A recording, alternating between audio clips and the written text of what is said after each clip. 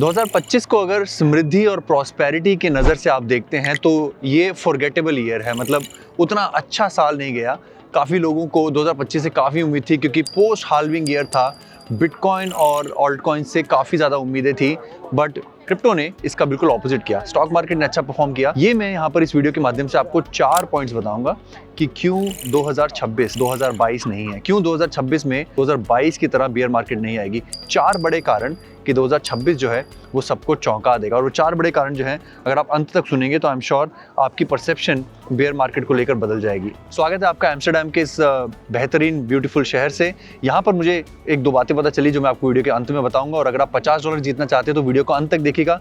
पहले before we start the video, nothing in this video is financial advice. ये video सिर्फ education और entertainment purpose से है। यहाँ पर मैं आपको 4 बड़े कारण बताऊंगा जो 2022 से बिल्कुल ऑपोजिट है 2026 के लिए। 2026 2022 का कजन नहीं है। 2026 में 2022 जैसी भयंकर बियर मार्केट नहीं आने वाली है। वीडियो के अंत में अगर आप कंफर्म नहीं होगे, मुझसे एग्री नहीं करोगे, तो मैं अपना मत बदलने के लिए तैयार हो जाऊंगा। 2022 में इन्फ्लेशन 1 जनवरी 2022 को यूएस की इन्फ्लेशन करीब 9.5% थी। इस समय यूएस की इन्फ्लेशन काफी स्टेबल है। अगर हम देखें तो करीब 3% के आसपास है। 2022 के मुकाबले 2026 की इन्फ्लेशन काफी कम होने वाली है। ऐसा माना जा रहा है कि इन्फ्लेशन का डेटा लगातार नीचे आएगा। नवंबर में मैं आपको याद दिला दूं कि इन्फ्लेशन का आंकड़ा 3.1 से गिरकर 2.7% आया है।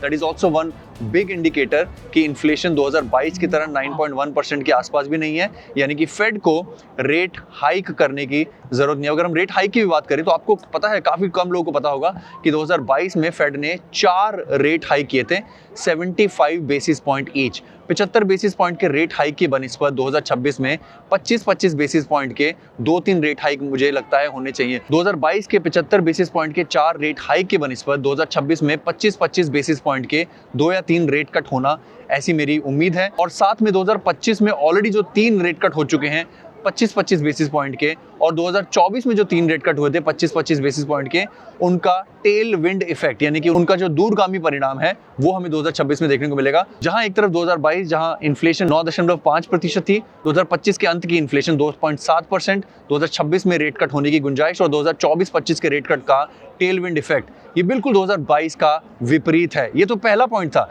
अगर हम दूसरे पॉइंट की बात करें, S&P 2025 के शुरुआत में करीब 4,800 था। S&P 2022 में एक बड़ी गिरावट के साथ 3500 के आंकड़े पर आया। S&P ने इस साल रिकॉर्ड 30 से 35% गिरावट दर्ज की थी। S&P इस समय करीब 6700 पर चल रहा है, और काफी बड़े बड़े टेक्निकल एनालिस्ट का ये मानना है कि S&P 2026 के अंत तक 7000 से 7500 जा सकता है।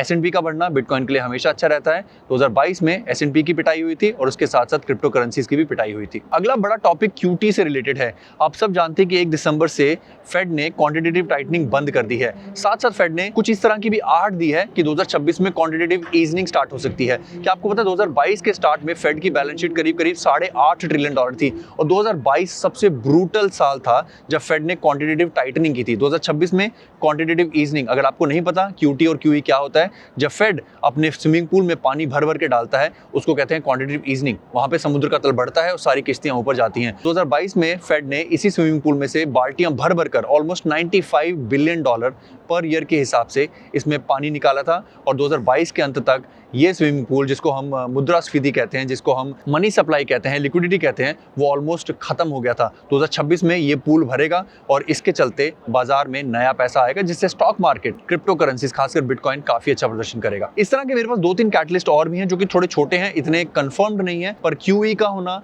रेट का और कट होना, S&P का ऊपर जाना, ये तो कंफर्म्ड है। इसके साथ साथ मिड टर्म इलेक्शंस यूएस में होने वाले हैं, जिसमें मार्केट को काफी हद तक उम्मीद है कि ट्रंप जो है वो इन इलेक्शन को हारेंगे, यानी कि उनकी जो ऑपोजिशन टीम है वो इन इलेक्शंस को जीतेगी। हमारे यहाँ पर भी मिड टर्म इलेक्शन होते हैं, बट अगर यहाँ पर एक सरप्राइज आ जाता है कि अगर ट्रंप मिड टर्म इलेक्शन जीत जाते हैं तो ये बहुत बड़ा होगा, क्योंकि दोनों हाउसेज उनके पास आ जाएंगे और ट्रंप के पास अपने जितने भी अधिनियम है क्रिप्टो संबंधित, इकोनॉमी को बढ़ाने के संबंधित, वो सब अधिनियम वो पास करवा पाएंगे। जिसमें एक है ओबामा केयर को खत्म करना, जिससे अमेरिका का ऑलमोस्ट $2 से $3 ट्रिलियन जो है बचता है। इसके साथ साथ ट्रंप जो है वो काफी $2-3 हज़ार के चेक भी बांट सकते हैं, जिससे और स्टॉक स्टॉक मार्केट को और क्रिप्टो करेंसीज को फायदा होगा। दोस्तों ये क्विक वीडियो है, अगर आप चाहेंगे तो मैं आपको एम्स्टर्डम की और वॉक इन वीडियोस दिखाऊंगा। काफ़ी ब्यूटीफुल शहर है, यहाँ पर मैं करीब 2 साल पहले आया था और मैं हर साल दिसंबर के महीने में आपको यूरोप से वीडियोस बनाकर दिखाता हूँ ताकि आप देखें कि साल दर साल इन देशों का हालत क्या हो रहा है। मैं आने वाली वीडियोस में और आपको बिहाइंड द सीन्स वीडियोस दिखाऊंगा ताकि आप समझ पाएं कि क्या भारत विकसित हो रहा है या फिर यूरोप गरीब हो रहा है। मेरा मानना है कि भारत का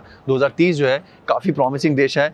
India shining will happen in 2026। और इसके साथ साथ मैं चाहूँगा कि आप क्रिप्टो करेंसीज में ही खाली अपने पैसे ना डालें, अपने पोर्टफोलियो को थोड़ा डाइवर्सिफाई करें, स्टॉक्स में निवेश करें, म्यूचुअल फंड में निवेश करें, भारतीय बाजारों में निवेश करें। इससे संबंधित हमने काफ़ी वीडियोज़ बनाई हैं, चैनल को सब्सक्राइब कीजिए, इस तरह की और वीडियोज़ आप देखते रहेंगे।